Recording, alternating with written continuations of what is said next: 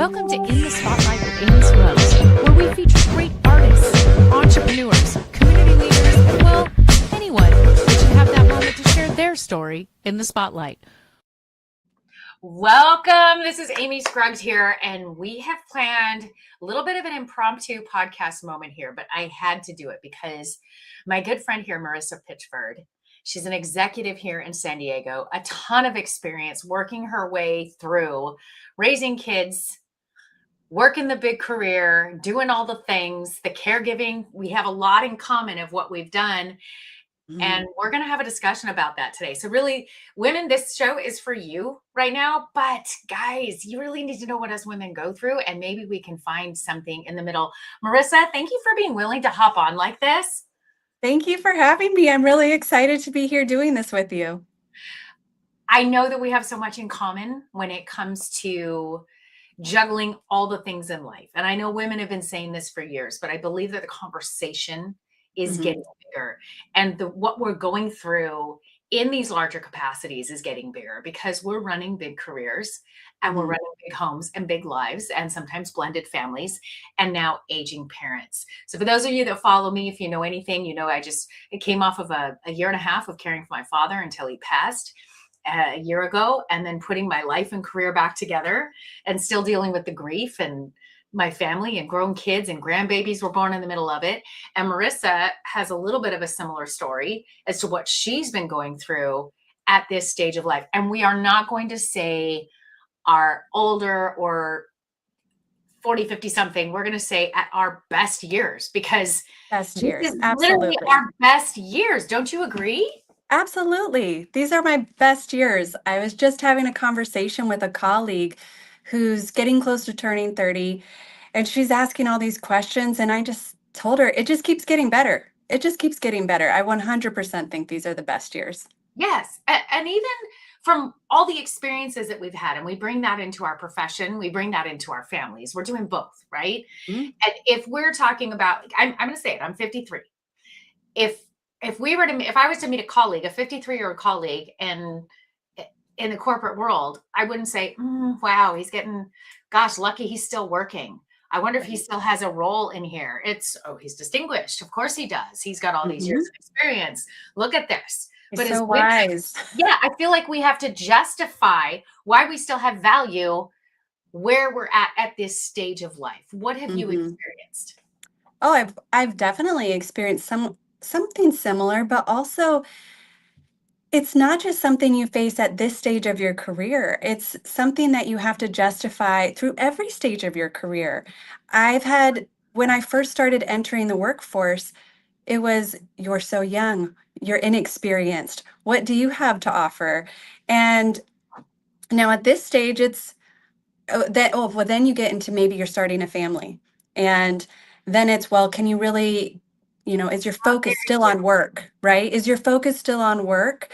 Where guys have quite the opposite, and they go, oh, he's so committed to this job because he's starting a family.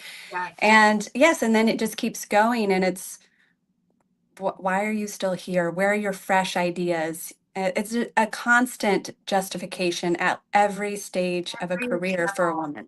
We're too young, too inexperienced. Then we have young children and family, and how dedicated can we be? And then by the time we get just to the other side of that, we're aged out.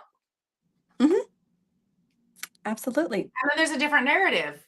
And how do we fix this? And having this conversation, how important is it for us to help mentor the younger women coming up behind us, so maybe they can change the narrative ahead as well? And what responsibility do men play in supporting us in the workplace? And is this ever going to really reset into a new narrative? I mean, this is something I don't think is going to change overnight, but I'm so glad that you brought up men, because I do think having male allies is crucial to changing the narrative. It's crucial to them recognizing the disparities between how their work experiences throughout their career and how many women have these very different experiences throughout their career. And as far as the younger generation goes, I'm actually very impressed and in awe of them, because I already think they are changing the way that they are showing up and the way that they are being seen in the workforce from day one. Gen Z is a force to be reckoned with. We're still, I think, questioning it because they're still the younger generation. They still have a little bit to learn, but it's happening. It's Yes. happening. I am excited to see that they speak up so much more than we were able to at that Mhm. age. But I also still hear, especially having a daughter in college and all her friends in college, there's still a conversation of, well, I've chosen this field and it's dominated by men. Well, I have this major and it's going to be harder for me to press through. It's going to be this. They are already still concerned on what those career opportunities are going to be, even when it's Mhm. already a difficult job market. What are those career opportunities going to be because I'm a female? Mhm. It's true. It's an unfortunate conversation that we still have and we see in so many different career fields. Not just this isn't isolated to just one industry. And that's the disheartening part. And that's why I mentioned this is a long road. It's nothing's going to change overnight. No. And I noticed so many of us are having this conversation. When you and I first connected and became friends, we said, "Oh, you too, huh?" Because they think there's an Mhm. isolation that comes with some of this. Have you ever felt like I'm the only one? This is only happening to me. Did you feel a little bit isolated when you would feel that prejudice at times? You know, I actually think I had a little bit of a unique experience because I actually was sheltered from this for a good portion of my career. I was lucky enough to work for a company that was predominantly led by women. Oh, And nice. I was in a bit of a utopia. I didn't even know that I couldn't relate to this experience. And it wasn't until I got into different industries later in life that I realized, oh my gosh, this is what you guys were talking about. This is awful. So I was a little late to the game in relating to other women and what they were going through. Yes. I, I was thankful. The first one that really gave me a chance in my career when I was in my late 20s was a woman. And Mhm. I mean, she just, Liz, if you're watching, I love you. If you're on LinkedIn right now, yes, I'm talking about you. Liz took me under her wing and changed my life forever. But Mhm. from that experience, every situation was male dominated industries. Mhm. And I spent so many years feeling like I had to prove myself and Right. prove that I could do this and prove that I could do this. And I'm gonna make you laugh and put this that way, people, you understand what we're talking about today. When I was touring, when I took the years to be a recording artist full time Mhm. because the recession, wiped us all out. Of course, it was so fun that that happened in our key years of trying to build and grow and have kids. So in order to be taken seriously, I had to make up a fake assistant. What? I made up a fake assistant. Her name was Mary. She's fantastic. She still works for me because I wasn't taken seriously as an artist, as the one putting the request and the writer requirements and doing the contracts and all the things that I was doing when I was touring. So I had to Mhm. have a fake assistant so that I was perceived for what I was asking for. And I don't think that a man would have to do that because I knew the other male artists that were out there on the same tour. They didn't have Mhm. to do that. I had to create workarounds to be taken seriously. I know, and that is, I think, the unfortunate reality of the world that we live in is we have to, there's so many workarounds. And I'm a part of many women's networks, and that's part of what we talk about to uplift each other as women are, hey, what are some of the workarounds that you do that have helped you in your workplace? Oh, okay. Maybe I can start talking to my colleagues and we can work together in that way. And that's the other thing too. It's don't stay isolated in your bubble, right? We have to talk about this at work. We have to talk about this with our female colleagues because we can help support each other and lift each other up in those meetings when that double standard comes in and they're going, oh, okay, that's an idea. I'm not really sure about that. We need you to put more data behind that. Whereas your male colleague throws out an idea and it's just immediately taken as genius, right? Then you have your colleagues supporting you and backing you up and going, no, that is a great idea. And we've talked about this and this is why. And they can start listing other supporting points. So, I mean, or maybe you have a male colleague that takes your idea and presents it as their own.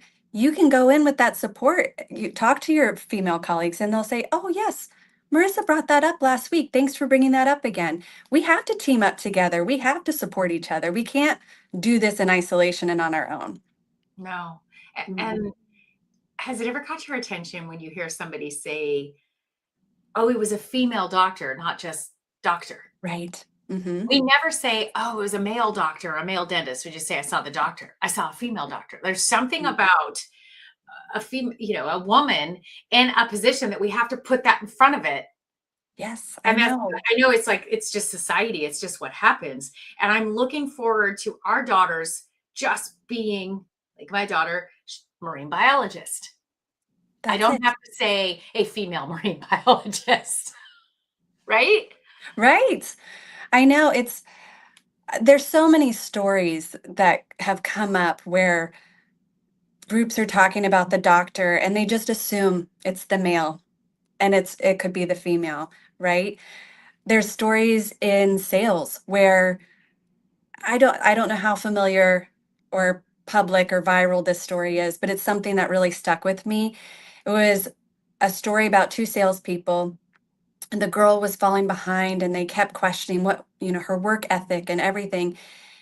And they decided to do an experiment and just monitor each other's email boxes. And so essentially, the guy talked to all of the customers and they all thought he was the woman. She started talking to all of the customers through his email address and they all thought they were talking to a man. Turns out the numbers stayed the same. All of a sudden, he started performing poorly because he was being perceived as a female from the customers. And all of a sudden, she didn't have issues that she had been dealing with because they perceived her as a man. It's it's subconscious. It's societal conditioning and it's going to take a long time to change, but talking about it like we are right now, talking about it with your colleagues and your friends, that's the way we start changing things. And it's not just talking about it with your female friends, your female colleagues. That's the men are really important in this They're conversation. just as important in this conversation. And I think it's getting bigger and bigger and bigger. Were there any of those workarounds that you remember when you were in some of these networking groups with other women that they did as well? I mean, I created a fake assistant and now you Oh, tell the story about swapping emails, which I love. I love gosh, I can't think of other workarounds outside of the two that I just shared, which Those are is buddying up prior to a meeting. If you know that you're going into a situation where you might get, you know, put on the grill, hey, we're going to start asking you 50 million questions about your one idea. Have somebody in there buddying up with you. If you know somebody is going to be um, constantly interrupting you, that's even another thing. Just go in with a buddy and a guy or a girl. Go in with a buddy and have them help support you, get your voice heard. I like that. What do we tell our daughters? Mm. How do we help them speak up as soon as possible without the fear? Without the fear. We're saying people just go take it, take your Mm. opportunities. But then I always segue it with, but be prepared. You're going to get pushback. Make sure you're strong. I don't see dads having the conversations with their sons that they're going No, to get pushback. And here's what you're going to face when you go out there. no. It's a lot of, but I think it's having these honest conversations early and letting them know before they get into their career, they have to be prepared, more prepared than their male counterparts. It's not fair, but it's the reality. And it's not just, you know, being prepared, it's understanding the dynamics and understanding the perception. There's this one tool that I love because I feel like women walk this tightrope a lot, especially as they start moving up in their careers. And we've all heard it. I don't want to say anything bad on live air. I don't want to say a bad word. But if you're a man and you're leading and you're assertive, you are a boss. And if you're a woman and you're leading and you're being assertive, it's the other B word. That's Or just aggressive or difficult. yes, We can just say aggressive. Exactly. And there's this tool that women can use, and it's called passion framing. Have you ever heard of this before? Not. I love this tool because it helps us to bypass these modesty scripts that we've been socially conditioned to. Hey, great job on that. Oh, it was nothing. Oh, it was a team effort. That type of thing. It helps you to bypass Minimize our that. own efforts. What was that? We minimize our own efforts. Yes. So it helps you to not do that. It helps you to sit within your power, but not be perceived as arrogant or cocky or, you know, too assertive or brass or bold. Passion framing leads with the values and the feelings prior to you talking about what your accomplishment was. So instead of saying, yeah, I'm the top salesperson, right? If a man says that, I mean, if they say it like that, I might not take that. It might not be great, no matter what. But men typically do. They just talk about, yeah, I accomplished this. I was number one for, the last 3 quarters, and that's that. And you go, wow, he must be really good. And a woman does that, and you're like, gosh, like, who does she think she is, Show off. right? But if you go, hey, I love the building relationship part of this job. And I think that's what led me to be the top salesperson the last 3 quarters. Then all of a sudden, you're leading with the passion, the feeling, the value, and you create this warmth towards yourself, which is what you have to have. But then you end it with your accomplishment and you don't dilute it at all. And that is one of those tricks and tools that you can use to help yourself still be seen as a leader, but not, walk that tightrope between likable and dependable. Right. Mhm. It's so tricky. It's so We tricky. live There's a tightrope all these little in a things we great have to show. remember, right? I remember in my 40s when I changed my new saying to myself, and I would say it to others, that I was finally old enough to be taken seriously after not all those years when I'm younger, but I'm still Mhm. young enough to take action. And I'm still sitting there. And I want to segue now over to what happens when we get blindsided. And you and I both had this experience. We're finding that I finally here. I worked this hard. I had to work twice as hard as a man to get to this credibility stage. Mhm. Oh, family needs me. A parent needs me. A Right. adult child and grandchildren born. All of a sudden, my domestic pull is even harder than it was when the kids were little. Mhm. And so we go through and we do what we're supposed to do, taking that role as the nurturing woman or the one that's needed in this, Mhm. and then now still have to stay in our career. I found it to be absolutely paralyzing. You've had a similar experience. Share what your experience has been in that dual role as well and how you've Mhm. navigated that with your career. First of all, it's exhausting. It's an exhausting period of time, and because it's so emotionally heavy, right? It's so emotionally heavy, and there's so much to juggle. And in addition to being that sandwich generation, which I know applies to both genders, Mhm. you know, you're having to deal with the questions of work-life balance and the pressures that women face of you but you balance it all, you can have it all, you can do it all, and but also being critiqued for every decision you make. Yes. It's really difficult. My mother passed about 5 years ago now, and I grew up on the East Coast, and I had to find a way to juggle staying in my career, continuing to try to move forward in my career. I had kids at home, and then I also had to find time. I would fly back for a month at a time, Wow. to go help take care of her. And I was very fortunate that I had a partner and people that I could rely on to help balance out my children. Yeah. And my company was very supportive, which I was very fortunate in that aspect as Very well. fortunate.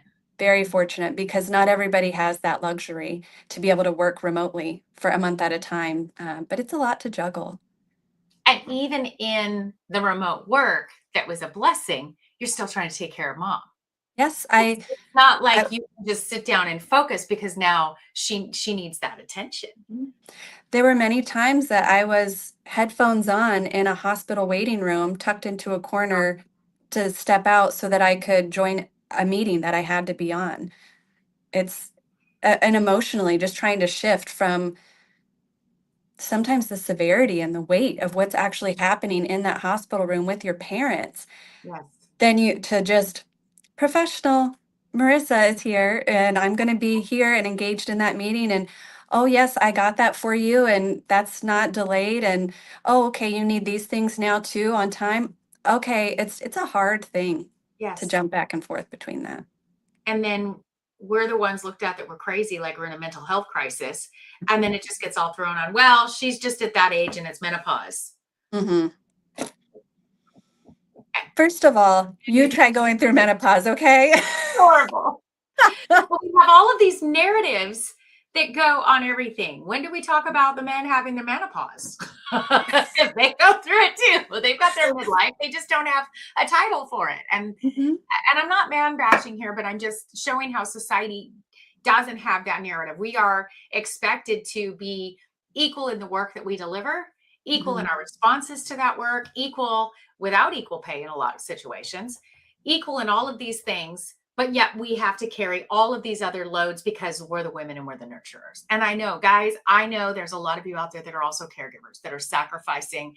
And I know, and I hope that you are as well getting the support and of what you need because the caregiving crisis today in the US is growing exponentially. It was Yes. eye-opening for me to see the caregiving crisis. Mhm. It is a crisis. Like you and I are going to have to live together. Like what are we going to do, right? Because I don't I want to put know, my kids through that and give up right? what they've built. I know. And I mean, that is just speaking about the caregiving crisis, that is also affecting women disproportionately because there are many women who aren't making as much as their male counterparts who decide it is better for me financially to stop working so that I can care, like take care of my kids because in many places, especially in California, the cost of caregiving could be more than you bring home in a month. It could be more than your mortgage or rent. Oh, It absolutely. it's insane. Absolutely. I left to move in with my parents. I had to leave everything Mhm. to move in with mom and dad to make that care. And because I was self-employed, that means that I had to shut down my business. You don't just come back and flip a switch after that. And if you're No. in a company, you don't just come back and flip a switch. Who knows who took over your roles or your position or who new came up and there's just such a uncertainty about all of it. And I just keep saying none of this was in the handbook.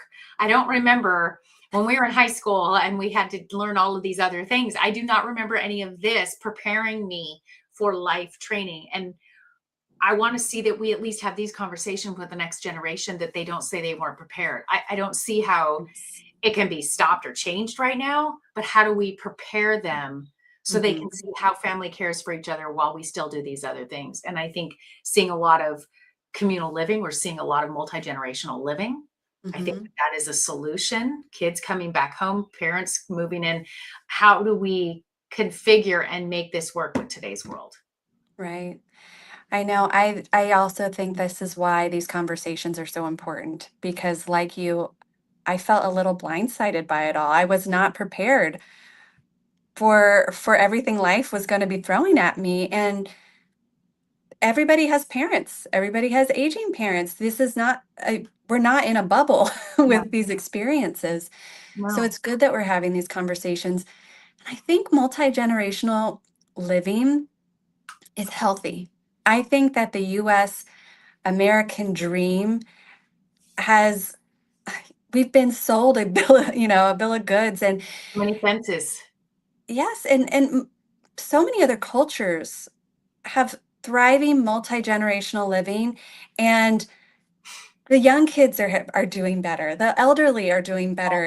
It's wonderful to have that support system. We've just got to change the narrative that it's a negative thing if you have to move in back in with your parents or I right or a negative thing if your parents have to move in with you. that's just life, and that's okay, and it's good, and it can actually benefit the entire family. I agree with you. I think there's so many other cultures and throughout history where the women communed together and helped Mhm. care for the elderly and care for the children. And you saw the women together. And today we have been pulled away and isolated, I think, more that we're supposed to live in our little box and we're supposed Mhm. to manage our entire box by myself, but still have all of these other responsibilities that came with the role that we were born into and Mhm. also climb this corporate ladder. This is why there's burnout. I think this is why you're seeing women say, forget you. I'm burned out. I can't, I'm at my limit. And without the right Mhm. mental health tools, without friendships like this, to be Right. to be able to talk about this and discuss this with you makes me feel less insane.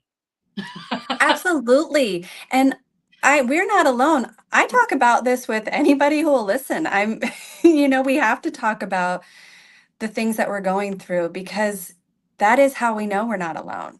Yes. And that's how we learn, oh, that worked for you. Oh, okay. Maybe that's another resource I can look into that I didn't even know about. Yeah. It's community is so important. And I think in this extreme, like we're moving into this isolated online world. And it has so many benefits and advantages. Look who knows how many people we're reaching right now, but Yes. it also has this we think that we're connecting because we're consuming information, but we need these real life connections. We need the two-way conversations. And building community is the number one thing you can do for yourself, whether it's dealing with the women of the workplace issues, the sandwich generation issues, whatever it is. Community is the answer. I think you just nailed the answer. That's exactly it. Because we can't beg everyone to change their narrative immediately. We can't assume that men are going to say, "Oh, you're right. We're equal and we're going to support Right. and we're going to do all of this." But the answer is community and Mhm. finding friendships like this, finding like-minded women, other women that are struggling. And a lot of times we don't say something. So if you are in an organization or in a job or in a place with other women that you notice somebody's going through that, say, "Hey, tell me what's really going on. Maybe Mhm. maybe we can talk sometime and I can help support you." And I think a lot of women are afraid to speak out because we're trained that we're supposed to be able to do it all and have it all. And speaking up Mhm. might mean that we failed. And community is the answer. You can reach us through this chat. If you want to create a community and say, "Hey, I want to share my story. I've got right here. Do you have a story? Share it with us." Because we can talk about it again. We can come back in here and have this discussion again because it's time to talk about this and not be afraid to talk about it. And it was eye opening for me going through that caregiving role. I was caregiving a lot again last week. My daughter in law had a surgery and she has the 20-month-old baby. And I was the caregiver because that's Mm. what we do. And it was a joy and a blessing, but I was still a caregiver and working. And Right. it doesn't stop even with the parents. This is the role we play. Let's help each other. Let's be a 100%. community until somehow there's a wake up and an evening of these imbalances. And that is the answer. Find Mhm. someone that understands you. Yes. Anyone, just one person can make a difference. Absolutely. Well, Marissa, you have worked your way up into a fabulous career all these years and juggled it all.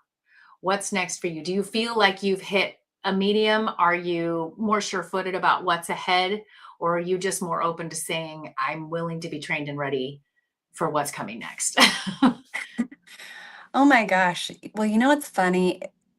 I don't have all the answers. I'm still I'm still figuring out who I want to be when I grow up. No, I think it's interesting. I look at it and I think the world is my oyster. And it's really I have just enough years of experience to know what I do well. Uh, And now it's just where am I going to find the most meaning? That's Yes. really, I think, what's on the next horizon for myself is what can I do that is going to bring the most meaning to myself and to my community. Well, I think you've already been doing that. I know you've done that for me. I don't feel as alone and isolated. I know that I have a sounding board with you. And I love that you were willing to say, yes, let's let's go on live. Let's just talk about this. Let's do this Mhm. show. And I think there's definitely room for a part 2 if you're open to it. We'd I'm love to hear always from open for it. anyone watching this. If you're seeing this later, if you're listening to this on one of the streaming platforms, thank you. We want to hear your story, and we want to do this again and start shining a light on more amazing women who are juggling it all, whether it's still young children or older parents, teenagers. That's a whole different category. It's a lot of fun, but it's a different category. Also managing your life and career. Let us know. We want to be here for you. Marissa Pitchford is truly one of a kind. You can find her on LinkedIn. Look her up. She's absolutely amazing. Reach out to either one of us, and we will see you next time on In the Spotlight.